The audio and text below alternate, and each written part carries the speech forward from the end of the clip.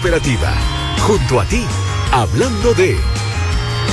Hablamos de la pandemia. El Ministerio de Salud anunció cambios en el plan de paso a paso. Por ejemplo, las cuarentenas, medidas de último recurso, según ha dicho el MinSal, van a tener una duración máxima de 4 semanas y se van a poder sacar 2 permisos en comisaría virtual por persona en la semana de 2 horas cada uno, y ya no vamos a tener que explicar el motivo, van a ser de libre disposición.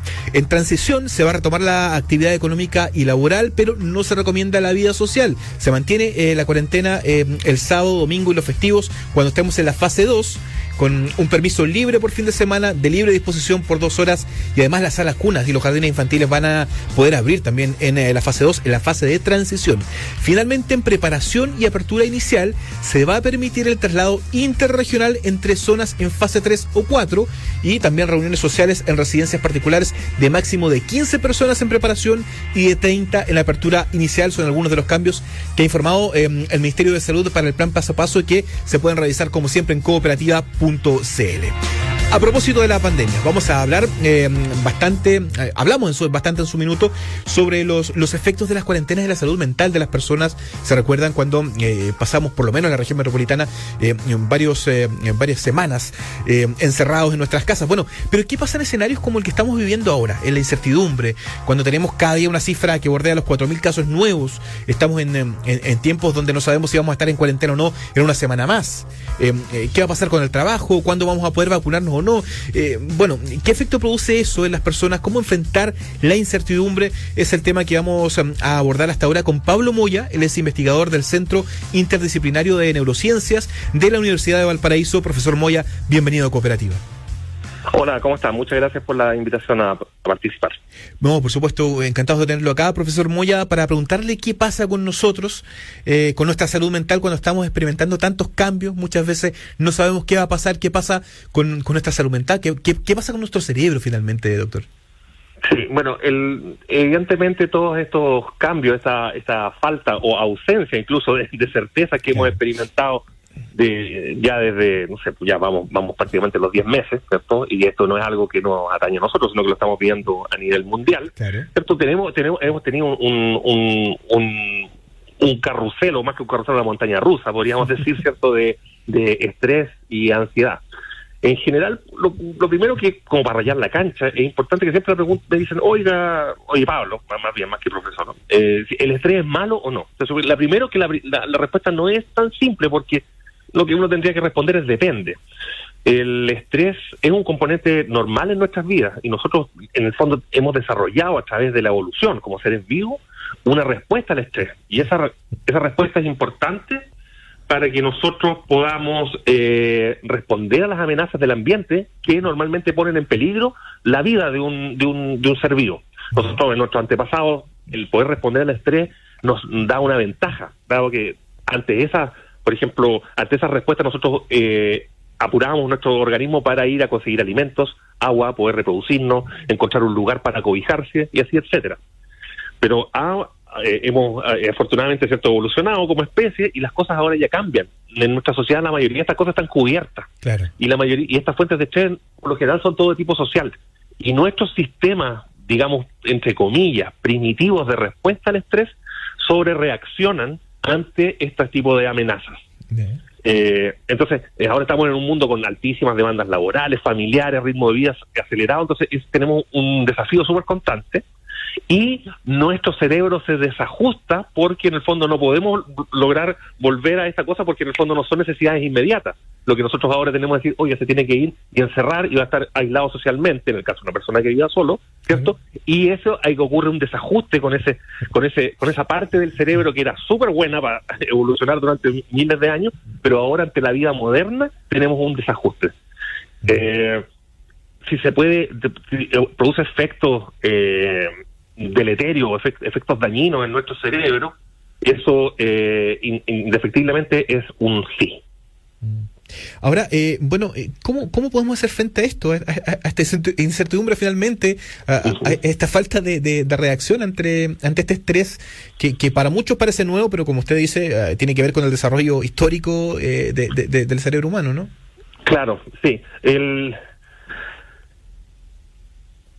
En el fondo, nosotros, evidentemente, el aislamiento que podemos estar sufriendo, ¿cierto?, nos va a afectar a nuestra salud mental, ¿cierto? Sí. Porque evidentemente van a haber muchísimos cambios que van a estar rodeando, ¿cierto?, en esta situación del estado de estrés, ¿cierto? Nuestras emociones se van a ir viendo afectadas, nos vamos a encontrar en un, tal como te decía, una montaña rusa emocional. Y lo primero que yo quisiera transmitir es que, bueno, no nos asustemos, que esto es normal. Lamentablemente, los periodos, o sea, si a mí tú me hubieses entrevistado en abril del año pasado, yo te hubiese dicho, mira, esta es una cosa temporal, no nos relajemos, no va a haber una ola de pandemia de salud mental, pero ya ahora estamos en otra situación, y evidentemente esto ya se está haciendo como un poco crónico. Entonces, el mensaje, ¿cierto? Yo soy un investigador desde el área de la neurobiología, pero y de las bases neurobiológicas de los cambios que se producen en el cerebro, pero mis colegas profesionales clínicos, ¿cierto?, son los encargados de que nosotros tenemos que transmitir, ¿cierto?, herramientas fáciles, ¿cierto?, a los radioescuchas y a la audiencia en general, de algunas estrategias, ¿cierto?, que nos ayudan a empoderarnos, si quisiéramos, ¿cierto?, para poder gestionar estos cambios de emociones en el confinamiento. ¿Cómo cuáles, por ejemplo? En primer lugar, ¿cierto?, lo importante para las personas, ¿cierto?, que trabajamos es asumir, ¿cierto?, que nuestra casa va a ser el lugar de trabajo, va a ser el lugar de ocio, va a ser el lugar de descanso, de crianza, e incluso, ¿cierto?, para los que realizan deporte, de hacer deporte, aunque sea en el pasillo. Entonces, lo primero es, ¿cierto?, no olvidar, ¿cierto?, que mantener limpio y ordenado este lugar de múltiples tareas, o sea, de múltiples roles en este momento. La gente que tiene capacidad, ¿cierto?, de poder asignar, ¿cierto?, que si yo la quiera la pieza de visita, ¿cierto?, para una tal actividad, ordenar ahí y asumir su oficina. En el caso que sea un lugar que sea multipropósito, por ejemplo, como el comedor, setear las cosas claras y decir, chiquillos, yo de 9 a 12, aunque este sea el comedor, esta va a ser mi oficina y por favor traten de respetar un poquito esos espacios. Tratar en lo que se puede tratar de tener las diferencias físicas o al menos, ¿cierto?, delinearlas de algún modo, ya sea por horario, por una banderita. Y yo a mi hijo mayor, por ejemplo, yo le pongo, no sé, como un globo, alguna cosa de color. Cuando digo aquí hay una cosa urgente, no entres porque estoy en una entrevista en este momento. Entonces tengo una notita en la puerta, ¿me cacháis? Cosas así. Ahora, bueno, hay que acostumbrarse también y hacerse la idea de que probablemente pasemos las vacaciones en la casa también. Exactamente, sí. También, bueno, esta cosa de la rutina, ¿cierto? En generar y mantener rutina, que es algo que yo incluso lo siento cuando lo estoy diciendo, que digo, pucha, pero que es súper, o sea, voy a colgar aquí y yo no soy en el fondo tampoco el mejor ejemplo, pero nosotros tenemos que hacer un esfuerzo activo, ¿cierto?, tratar de mantener las rutinas, porque eso nos otorga estructurar nuestros días de alguna manera, ¿cierto? A pesar de que estemos en la casa, empecemos el día como lo solíamos hacer, tomando desayuno, ¿cierto?, bañándonos, vistiéndonos, y después, ¿cierto?, tratar de respetar también esas rutinas de ocio que teníamos en el trabajo, que si yo antes del mediodía me solía tomar un cafecito, bueno, que ese sea el horario en el cual me tomo un café, dispongo, bueno, desconecto la planilla Excel y me voy y en ese rato mío redes sociales. Entonces, como tratar de mantener más o menos estructurado desde esa parte la rutina, ¿cierto? Sí, eso también es importante. He leído bastante sobre ese tema de las rutinas, los rituales. ¿Por qué son tan importantes finalmente? Porque en el fondo, de esa manera nosotros vamos otorgándole cierto tipo de certeza, ¿cierto?, a nuestro cerebro, con el cual logramos, ¿cierto?, tener ciertas cosas predecibles en lo que viene hacia adelante. Evolutivamente nuestro cerebro es un órgano del sistema nervioso, ¿cierto? Se generó para poder predecir consecuencias de nuestro movimiento. Es una máquina anticipadora. Y cuando no podemos anticipar nada, hay un colapso, ¿no? Entonces, en el fondo, ahí hay una sobrepreocupación ante las cosas y estamos en una situación de incerteza que no podemos manejar. Entonces, mientras más bajemos esa carga de preocupaciones a través de la mantención de ciertas rutinas, ¿cierto?, eso nos va a ir alivianando un poco el estrés, ¿cierto?, y utilizando la energía hacia el poder encarar, ¿cierto?, el día en las cosas que son realmente importantes. Bueno, usted ha mencionado el estrés, la necesidad del estrés, que ya no estamos tan acostumbrados quizás a ella, pero ¿qué otras situaciones pueden ocurrir, digamos, a mediano o largo plazo, producto de este escenario que estamos viviendo? Bueno, hay una cosa que es súper importante y que también es importante reflexionar a nosotros como chilenos, como ciudadanos, sobre todo en estos tiempos sociopolíticos que estamos viviendo. Nosotros como país veníamos con problemas de salud mental brutales, sí. Muchos antes de la pandemia, y que a grandes rasgos son depresión y ansiedad, y son muchísimo más que el promedio mundial, muchísimo más que el promedio OCDE, y lo que ha hecho esta pandemia, lamentablemente, es correr la cortina. Y darnos cuenta, en el fondo, que tenemos, ¿cierto?, esa enorme carga en el sistema de salud, ¿cierto?, de una salud mental de nuestros ciudadanos visiblemente deteriorada, ¿cierto?, y además con un gasto dentro del sistema de salud, ¿cierto?, bajísimo, muy bajo el promedio OCDE, ¿cierto?, destinado a salud mental. Entonces, el tema es que ahora, donde estamos, ¿cierto?, en esta tole-tole, ¿cierto?, nos damos cuenta de la parte de la prevención, lo crucial que era hacer una prevención manteniendo, ¿cierto?, un sistema de salud, sobre todo en la área de los CEFAM, ¿cierto?, en la unidad de salud mental, de manera preventiva, ¿cierto?, para no haber llegado a esta situación. Estamos conversando con Pablo Moya, investigador del Centro Interdisciplinario de Neurociencia de la Universidad de Valparaíso, sobre la situación de la salud mental en torno a la pandemia, a los escenarios que estamos viviendo. Importante eso que mencionaba recién Pablo, el tema de la prevención. Me imagino que esto ya debería suponer cambios, digamos, una vez terminado este proceso de pandemia o este contexto en que estamos viviendo. Debería haber un cambio significativo en torno al tratamiento de la salud mental que está en cifras tan dramáticas acá en Chile, ¿no? Exactamente, sí, y por las estimaciones que tienen, ¿cierto?, los investigadores chilenos, en lo que va corrido, ¿cierto?, de 2020, están las estimaciones que los síntomas de malestar psicológico y de sintomatología ansiosa y depresiva prácticamente se duplicó en Chile. Y afortunadamente ahora estamos un poco más conscientes de este problema, ¿cierto? Claro. Y por general está muy ligado también a las inequidades económicas y además indefectiblemente, ¿cierto?, mucho más fuerte en sectores de bajos ingresos, ¿cierto? Entonces hemos agravado en el fondo los temas de salud por aislamiento, por temor, la sensación de incerteza, que no tenemos control de las cosas, la amenaza económica, la pérdida de la fuente laboral, la desconfianza además de los chilenos y chilenas en las autoridades. Entonces ahí se produjo en el fondo una encrucijada bien compleja a la cual tenemos que salir, ¿cierto? En ese sentido, por ejemplo, en la casa, ¿a qué señales tenemos de alerta tenemos que ponerle atención? Que yo diga, chuta, aquí está pasando algo, con algún familiar, con uno mismo, quizá. ¿Cuándo es el minuto en que uno tiene que hacer clic, digamos, y pedir ayuda finalmente? Sí, bueno, irritabilidad. Cuando los cambios de ánimo, ¿cierto?, de las personas son extremadamente súbitas, ¿cierto?, así como iras, ¿cierto?, como no controlables. Eso es algo que lamentablemente, ¿cierto?, se vive a diario, pero cuando se tienen situaciones de cuando uno convive con una persona, pero esa persona no está 24/7, esa persona se va al trabajo, ¿cierto?, y bueno, uno lo ve 3-4 horas en el día, pero ahora que estamos obligados a convivir con esa persona, tenemos un problema de la comunicación. ¿Cierto? Exactamente, claro. Entonces ahí ese tipo, por ejemplo, de violencias intrafamiliares, ¿cierto?, se complejizan un poco más, ¿cierto? El consumo indebido, ¿cierto?, de alcohol o de otras sustancias que uno lo hace, las personas lo hacen, ¿cierto?, lo hacemos para evitar un poco, ¿cierto?, olvidarse un poco tomándose un par de tragos, pero ya después cuando se hace de manera repetitiva o se va cambiando súbitamente la hora y después ya en vez de estar tomándose el traguito a las 10 de la noche, ya lo estáis tomando a las 2 de la tarde y ya no son 2, 3, sino que son 5, ¿cierto?, frente a los niños.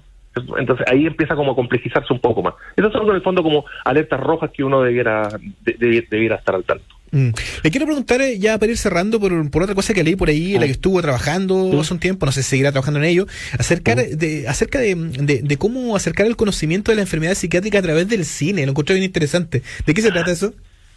Sí, mira, nosotros hace algunos años desarrollamos una actividad de tal como mencionas tú, de ir acercando el conocimiento científico y clínico, ¿cierto?, a la comunidad aquí en Valparaíso, y desarrollamos un ciclo de cine y salud mental, en el cual damos una película, ¿cierto?, generalmente amigable, como tipo Hollywood, en la cual, ¿cierto?, alguno de los personajes, ¿cierto?, padeciera algún caso.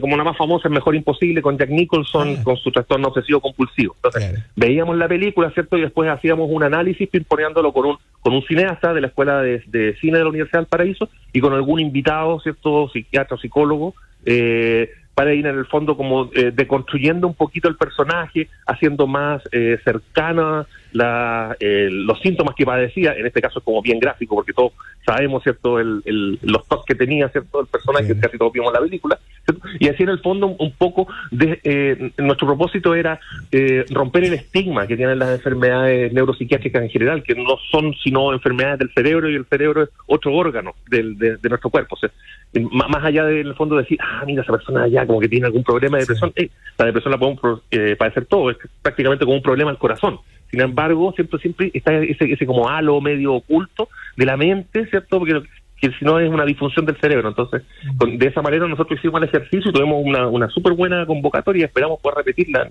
en el futuro. Importante, hay un concepto que es súper importante en este tema y que acabas de mencionar, que tiene que ver con el estigma de las enfermedades mentales o de la enfermedad psiquiátrica, y que tiene que ver mucho también eso, me imagino que nos podría revelar el hecho de que estén subdiagnosticadas las enfermedades de salud mental, ¿no? Por cierto, de hecho, tal como te mencioné yo y tal como dicen los expertos, lo que sí está seguro es de que hay un aumento en la sintomatología. O sea, hay muchos más síntomas depresivos, muchos más síntomas ansiosos, probablemente van a haber más síntomas de estrés postraumático, pero eso no involucra de que va a haber más diagnósticos si es que las personas, ¿cierto?, no acuden a un especialista y no reconocen en el fondo que está eso, porque si mientras la persona no sea diagnosticada no vamos a poder tener el indicador, ¿sí? Entonces es importante que las personas se acerquen, ¿cierto?, a los profesionales de la salud mental, y que en el fondo nuestra pega de romper ese estigma, de desmitificar, ¿cierto?, las enfermedades, involucra, ¿cierto?, de que las personas no le pierdan el miedo, ¿cierto?, a decir, mira, yo tengo depresión, ¿cierto?, y necesito ayuda, que es fundamental. O sea, nosotros no podemos encarar con todo, y tal como cuando nos duele una pierna, ¿cierto?, acudimos a un kinesiólogo. Cuando tengo algún problema que ya es demasiado abrumante la preocupación, ¿cierto?, y ya tengo pensamientos que no puedo sacar de la cabeza, ya no puedo afrontar las cosas de buena manera, me afecta las relaciones personales, la crianza de los hijos, necesito ayuda. Y para eso yo creo que es súper importante, dado que estoy al aire, presentar algunos datitos, ¿cierto?, por ejemplo, recordar el número de salud responde del MinSal, es el 600-360-7777. Claro, el fono mayor para las personas con TED, 804.035.